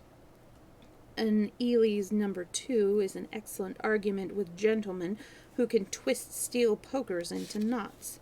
That and a toothbrush are, I think, all that we need." At Waterloo we were fortunate in catching a train for Leatherhead, where we hired a trap at the station inn and drove for 4 or 5 miles through the lovely Surrey lanes. It was a perfect day with a bright sun and a few fleecy clouds in the heavens. The trees and wayside hedges were just throwing out their first green shots, and the air was full of the pleasant smell of the moist earth. To me, at least, there was a strange contrast between the sweet promise of the spring and the sinister quiet upon which we were engaged. My companion sat in the front of the trap, his arm folded, his hat pulled down over his eyes, and his chin sunk upon his breast, buried in the deepest thought. Suddenly, however, he started tapping me on the shoulder and pointing over the meadows. "Look there," said he. A heavily timbered park stretched up in a gentle slope, thickening into a grove at the highest point. From amidst the branches there tutted out the grey gables and high roof tree of the very old mansion. "Stoke Moran?" said he. "Yes, sir, that be the house of Dr. Grimsby Roylott," remarked the driver. "There is some business going on there," said Holmes. That is where we are going." "There's the village," said the driver, pointing to a cluster of roofs some distance to the left. "But if you want to get to the house, you'll find it shorter to get over the stile, and so by the footpath over the fields. There it is where the lady is walking." "And the lady, I fancy, is Miss Stoner," observed Holmes, shading his eyes. "Yes, I think we had better do as you suggest." We got off, paid our fare, and the trap rattled back on its way to Leatherhead. "I thought it as well," said Holmes, as we climbed the stile, "that this fellow should think we had come here as architects or on some definite business. It may stop his gossip. Good afternoon, Miss Stoner. You see that we have been as good as our word." Our client of the morning had hurried forward to meet us with a face which spoke her joy. "I have been waiting so eagerly for you," she cried, shaking hands with us warmly. "All has turned out splendidly. Dr. Roylott has gone to town, and it is unlikely that he will be back before evening." "We have had the pleasure of making the doctor's acquaintance," said Holmes, and in a few words he sketched out what had occurred. Miss Stoner turned white to the lips as she listened. "Good heavens!" she cried. He has followed me, then?" "So it appears." "He is so cunning that I never know when I am safe from him. What will he say when he returns?" "He must guard himself, for he may find that there is someone more cunning than himself upon his track. You must lock yourself from him tonight. If he is violent, we must take you away to your aunt's in Harrow. Now we must make the best use of our time, so kindly take us at office to the rooms which we are to examine." The building was of grey lichen blotched stone, with a high central portion and two curving wings, like the claws of a crab, thrown out on each side. In one of these wings the windows were broken and blocked with wooden boards, while the roof was partly caved in, a picture of ruin. The central portion was in little better repair, but the right-hand block was comparatively modern, and the blinds in the windows, with the blue smoke curling up from the chimneys, showed that this was where the family resided. Some scaffolding had been erected against the end wall, and the stonework had been broken into, but there was no sign of any workmen at the movement of our visit. Holmes walked slowly up and down the ill-trimmed lawn, and examined with deep attention the outsides of the windows. "This, I take it, belongs to the room in which you used to sleep. The center one is your sister's, and the one next to the main building to Dr. Roylott's chambers?" "Exactly so, but I am now sleeping in the middle one." "Pending the alterations, as I understand. By the way, there does not seem to be any very pressing need for repairs at that end wall." There were none. I believe that it was an excuse to move me from my room. Ah, that is suggestive. Now, on the other side of this narrow wing runs the corridor from which these 3 rooms open. There are windows in it, of course. Yes, but very small ones, too narrow for anyone to pass through. As you both locked your doors at night, your rooms were unapproachable from that side. Now, would you have the kindness to go into your room and to bar your shutters?" Miss Stoner did so, and Holmes, after a careful examination through the open window, endeavored in every way to force the shutter open, but without success. There was no slit through which the knife could be passed to raise the bar. There with his lens he tested the hinges, but they were solid iron, quite firmly into the massive masonry. Built firmly into the massive masonry. Said he, scratching his chin in some perplexity. "My theory certainly presents some difficulties. No one could pass these shutters if they were bolted. Well, we shall see if the inside throws any light upon the matter." A small side door led into the whitewashed corridor from which 3 bedrooms appeared. Holmes refused to examine the 3rd chamber, so we passed at once to the 2nd, that in which Miss Stoner was now sleeping, and in which her sister had met with her fate. It was a homely little room, with a low ceiling and a gaping fireplace, after the fashion of old country houses. A brown chest of drawers stood in one corner, a narrow white counterpaned bed in another, and a dressing-table on the left-hand side of the window. These articles, with 2 small wicker-work chairs, made up all the furniture in the room, save for a square of Wilton carpet in the center. The boards round in the paneling of the walls were of brown worm-eaten oak, so old and discolored that it may have been dated from the original building of the house. Holmes drew one of the chairs into a corner and sat silent, while his eyes travelled round and up and down, taking in every detail of the apartment. "Where does that bell communicate with?" he asked at last, pointing to a thick bell rope which hung down beside the bed, the tassel actually laying upon the pillow. "It goes to the housekeeper's room. It looks newer than the other things." "Yes, it was only put there a couple of years ago. Your sister asked for it, I suppose?" "No, I never heard of her using it. We used always to get what we wanted for ourselves." "Indeed. It seems unnecessary to put in such a nice bell-pull there. You will excuse me for a few minutes while I satisfy myself as to this floor." He threw himself down upon his face with his lens in his hands, and crawled swiftly backwards and forwards, examining minutely the cracks between the boards.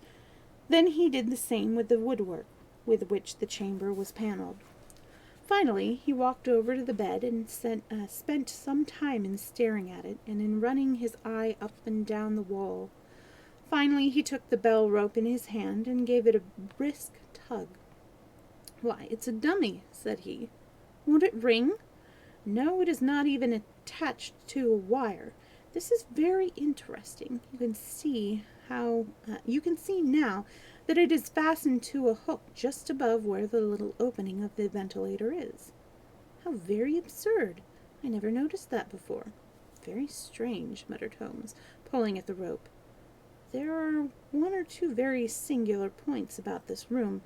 For example, what a fool a builder must be to open a ventilator into another room, when, with the same trouble, he might have communicated with the outside air." "That is also quite modern," said the lady.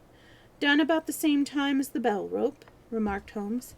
"Yes, there were several little changes carried out about that time. They seem to have been of a most interesting character. Dummy bell pulls and ventilators which do not ventilate. With your permission, Miss Stoner, we shall now carry out researches into the inner apartment." Mr. Grimsby Royloth's chamber was larger than that of his stepdaughter's, but was plainly furnished.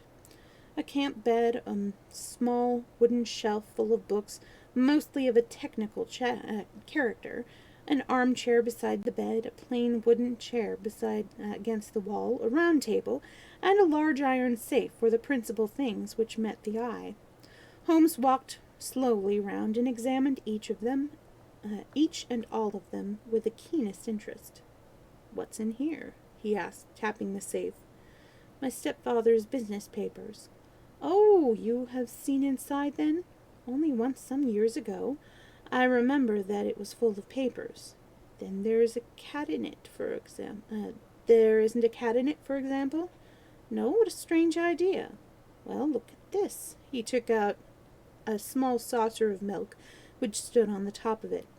"No, we don't keep a cat, but there is a cheetah and a baboon." "Ah, yes, of course." "Well, a cheetah is just a big cat, and yet a saucer of milk does not go very far in satisfying its wants, I dare say. There is one point which I should wish to determine." He squatted down in front of the wooden chair and examined the seat of it with the greatest attention. "Thank you, that is quite settled," said he, rising and putting his lens in his pocket. "Hello, here's something of interesting." The object which had caught his eye was a small dog lash hung on one corner of the bed.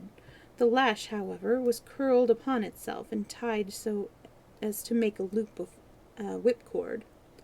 "What do you make of that, Watson?" "It's a common enough lash, but I don't know why it should be tied." "It is not quite so common, is it? Ah me, it's a wicked world, and when a clever man turns his brains to crime, it is the worst of all. I think that I have seen enough now, Miss Stoner, and with your permission I shall walk out upon the lawn." I had never seen my friend's face so grim, or his brow so dark, as it was when we turned from the scene of the investigation. We had walked several times up and down the lawn, neither Miss Stoner nor myself liking to break in upon his thoughts, before he roused himself from his reverie.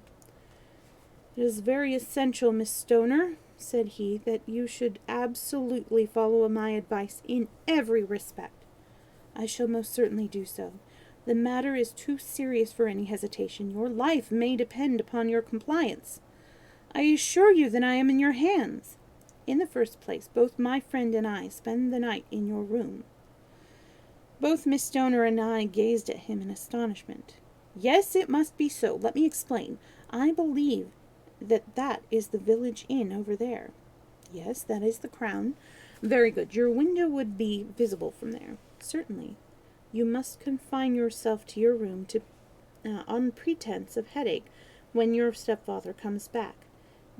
Then when you hear him retire for the night, you must open the shutters of your window, undo the hasp, put your lamp there as a signal to us, and then withdraw quietly with everything which you are likely to want into the room which you used to occupy. I have no doubt that, in spite of the repairs, you could manage there for one night." "Oh, yes, easily. The rest you will leave in our hands." "But what will you do?" "We shall spend the night in your room, and we shall investigate the cause of this noise which has disturbed you." "I believe, Mr. Holmes, that you have already made up your mind, and said Miss Stoner, laying her hand upon my companion's sleeve. "Perhaps I have." "Then for pity's sake tell me what was the cause of my sister's death." "I should prefer to have clearer proofs before I speak."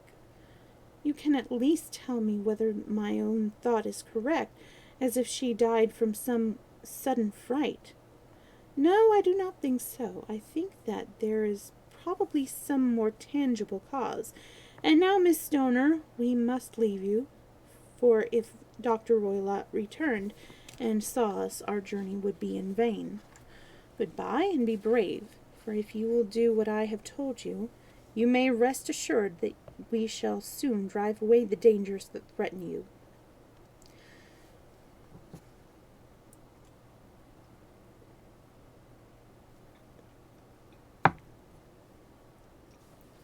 Sherlock Holmes and I had no difficulty in engaging a bedroom and sitting room at the Crown Inn. They were on the upper floor, from which from our window we could command a view of the avenue gate and of the inhabited wing of Stoke Moran Manor House. At dusk we saw Dr. Grimsby Roylott drive past, his huge form looming up beside the little figure of the lad who drove him. The boy had some slight difficulty in undoing the heavy iron gates, and we heard the hoarse roar of the doctor's voice, and saw the fury with which he shook his clenched fist at him. The trap drove on, and a few minutes later we saw a sudden light spring up among the trees as the lamp was lit in one of the sitting rooms. "Do you know, Watson," said Holmes as we sat together in the gathering darkness, "I have really some scruples as to taking you tonight. There is a distinct element of danger. Can I be of assistance? Your presence might be invaluable. Then I shall certainly come. It is very kind of you. You speak of danger. You have evidently seen more in these rooms than was visible to me. No, but I fancy that I may have deduced a little more. I imagine that you saw all that I did. I saw nothing remarkable save the bell rope, and what purpose that could answer, I confess, is more than I can imagine. You saw the ventilator too?" "Yes, but I do not think that it is such a very unusual thing to have a small opening between two rooms. It was so small that a rat could hardly pass through. I knew that we should find a ventilator before ever we came to Stoke Moran." "My dear Holmes!" "Oh, yes, I did. You remember in her statement that she said that her sister could smell Dr. Roylott's cigar. Now, of course, that suggested at once that there must be a communication between the two rooms. It could only be a small one, or it would have been remarked upon at the coroner's inquiry. I deduced a ventilator."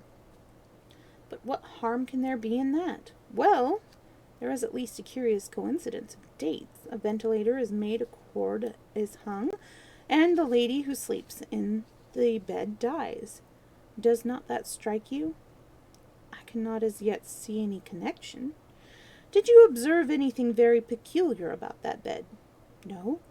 It was clamped to the floor. Did you ever see a bed fastened like that before?" "I cannot say that I have." "The lady could not move her bed. It must always be in the same relative position to the ventilator and to the rope, for so we may call it, since it was clearly never meant for a bell pull." "Holmes," I cry, "I seem to see dimly what you are hinting at. We are not only just in time to prevent some subtle and horrible crime." "Subtle enough and horrible enough. When a doctor does go wrong, he is the first of criminals. He has nerve and he has the knowledge. Palmer and Pritchard were among the heads of their profession. This man strikes even deeper, but I think, Watson, that we shall be able to strike deeper still. But we shall have horrors enough before the night is over. For goodness' sake, let us have a quiet pipe and turn our minds for a few hours to something more cheerful." About 9 o'clock the light among the trees was extinguished, and all was dark in the direction of the manor house. 2 hours passed slowly away, and then, suddenly, just at the stroke of 11, a single bright light shone out right in front of us. "That is our signal," said Holmes, springing to his feet. "It comes from the middle window." As we passed out, he exchanged a few words with the landlord, explaining that we were going on a late visit to an acquaintance, and that it was possible that we might spend the night there.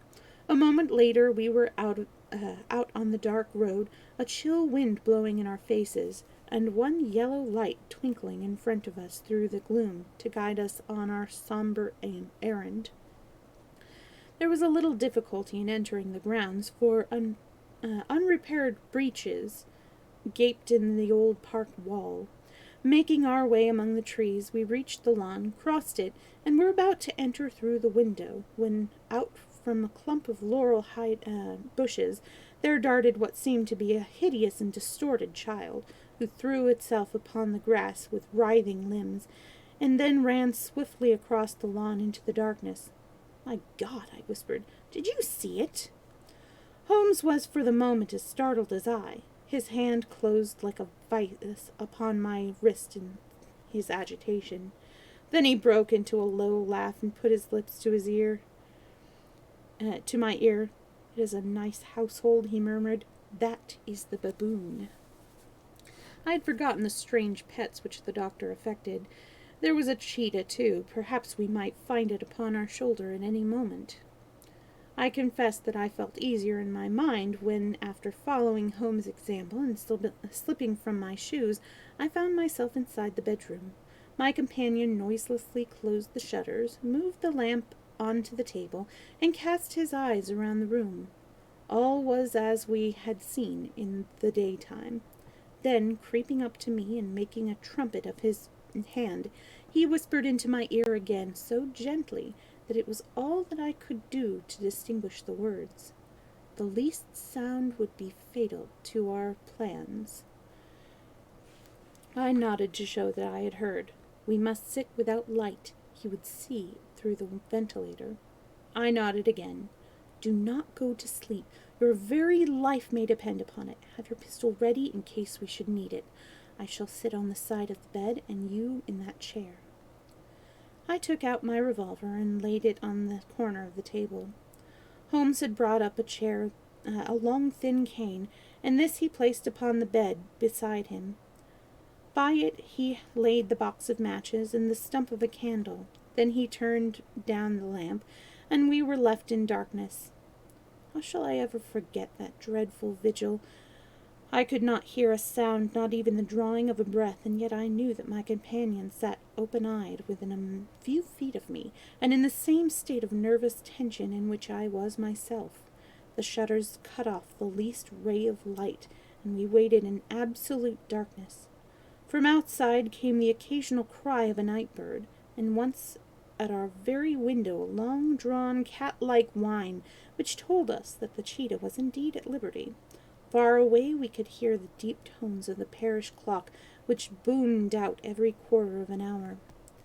How long they seemed, those quarters! 12 struck, and 1, and 2, and 3, and still we sat waiting silently for whatever might befall. Suddenly there was the momentary gleam of a light up in the direction of the ventilator, which vanished immediately, but was succeeded by the strong smell of burning oil and heated metal. Someone in the next room had lit a dark lantern. I heard a gentle sound of movement, and then all was silent once more, though the smell grew stronger. For half an hour I sat there, straining ears. Then suddenly another sound became audible, a very gentle, soothing sound like that of a small jet of steam escaping continually from a kettle. The instant that we heard it, Holmes sprang from the bed, struck a match, and lashed furiously with his cane at the bell pull. "You see it, Watson?" he yelled. "You see it?" But I saw nothing. At the moment when Holmes struck the light, I heard a low, clear whistle, but the sudden glare flashed into my weary eyes made it impossible for me to tell what it was at which my friend lashed so savagely. I could, however, see that his face was deadly pale and filled with horror and loathing. He had ceased to strike and was gazing up at the ventilator. Then suddenly there broke from the silence of the night the most horrible cry to which I have ever listened. It swelled up louder and louder, a hoarse yell of pain and fear and anger, all mingled in one dreadful shriek. They say that away down in the village, and even in the distant parsonage, that cry raised the sleepers from their beds. It struck cold to our hearts, and I stood gazing at Holmes, and he at me, until the last echoes of it had died away into the silence of which it rose. "What can it mean?" I gasped. "It means that it is all over," Holmes answered, "and perhaps, after all, it is for the best. Take your pistol, and we shall enter Dr. Roylott's room." With a grave face he lit the lamp and led the way down the corridor. Twice he struck at the chamber door, without any reply from within. Then he turned the handle and entered, I at his heels, and the cocked pistol in my hand. It was a singular sight which met our eyes. On the table stood a dark lantern with the shutter half open, throwing a brilliant beam of light upon the iron safe, the door of which was ajar. Beside this table, on the wooden chair, sat Dr. Grimsby Roylott, clad in a long grey dressing gown, his bare ankles protruding beneath, and his feet thrust into red heelless Turkish slippers. Across his lap lay the short stock with the long lash which he had noticed during the day. His chin was cocked upwards, and his eyes were fixed in a dreadful, rigid stare at the corner of the ceiling. Round his brow he had a peculiar yellow band with brownish speckles, which seemed to be bound tightly round his head. As we entered, he made neither sound nor motion. "The band, the speckled band," whispered Holmes. I took a step forward. In an instant his strange headgear seemed to move, and there reared itself from among his hair the squat diamond-shaped head and puffed neck of a loathsome serpent. "It is the swamp adder," cried Holmes, "the deadliest snake in India. He has died within 10 seconds of being bitten. Violence does, in truth, recoil upon the violent, and the schemer falls into the pit which he digs for another. Let us thrust this creature back into its den, and we can then remove Miss Stoner from this place of shelter, and let the country police know what has happened." As he spoke, he drew the dog-whip swiftly from the dead man's lap, and throwing the noose round the reptile's neck, he drew it from its horrid perch, and, carrying it at arm's length, threw it into the iron safe, which he closed upon it. Such are the true facts of the death of Dr. Grimsby Roylott of Stoke Moran. It is not necessary that I should prolong a narrative which has already run on too great a length by telling you how we broke the sad news to the terrified girl, how we conveyed her by the morning train to the carriage of her good aunt at Harrow, of how the slow process of official inquiry came to the conclusion that the doctor met his fate while indiscreetly playing with a dangerous pet. The little which I had yet to learn of the case was told me by Sherlock Holmes as we travelled back next day. "I had," said he, "come to an entirely erroneous conclusion, which shows, my dear Watson, how dangerous it always is to reach from insufficient data.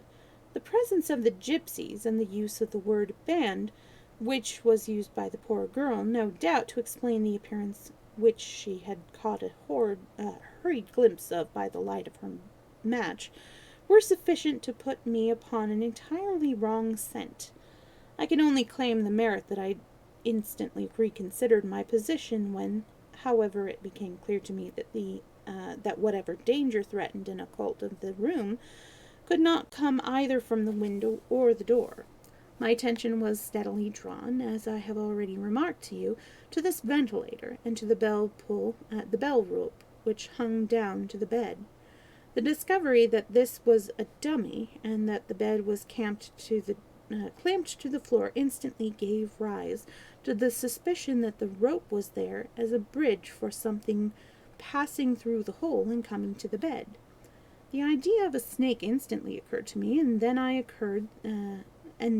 coupled it with my knowledge that the doctor was furnished with a supply of creatures from India. I felt that I was probably on the right track. The idea of using a form of poison which could not possibly be discovered by any chemical test was just such one as would occur to a clever and ruthless man which had had an Eastern training. The rapidity with which such a poison would take effect would also, from his point of view, be an advantage. It would be a sharp-eyed coroner, indeed, who could distinguish the 2 little dark punctures which would show where the poisoned fangs had done their work. Then I thought of the whistle. Of course, he must recall the snake before the morning light revealed it to the victim. He had trained it, probably by the use of the milk, which he was in return to him then summoned. He would put it through the ventilator at the hour that he thought best, with the certainty that it would crawl down the rope and land on the bed. It might or might not bite the occupant. Perhaps then she might escape every night for a week, but sooner or later she must fall a victim. I had come to these conclusions before ever I had entered his room. An inspection of his chair showed me that he had been in the habit of standing on it, which, of course, would be necessary in order that he should reach the ventilator.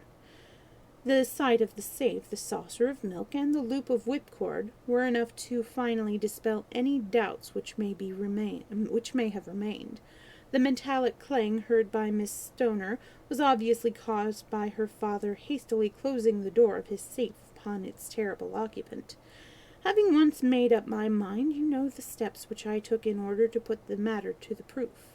I heard the creature hiss, as I have no doubt that you did also, and I instantly lit the light and attacked it, with the result of driving it through the ventilator, and also with the result of causing it to turn upon its master at the other side. Some of the blows of my cane came home and roused its snakish temper, so that it flew upon the first person it saw. In this way, I am no doubt indirectly responsible for Dr. Grimsby Roylott's death, and I cannot say that it is likely to weigh very heavily upon my conscience. That is the end of this chapter, so I'm planning on continuing with the Sherlock Holmes story time on Thursday, unless you see otherwise in either my Twitter or on my Discord or below on the schedule. And I hope to see you then. And also I hope to see you for Anne of Green Gables on Tuesday and Wednesday. I have fixed the audio problem, so you'll actually hear the story this time. Anyways, thank you for coming. Goodbye.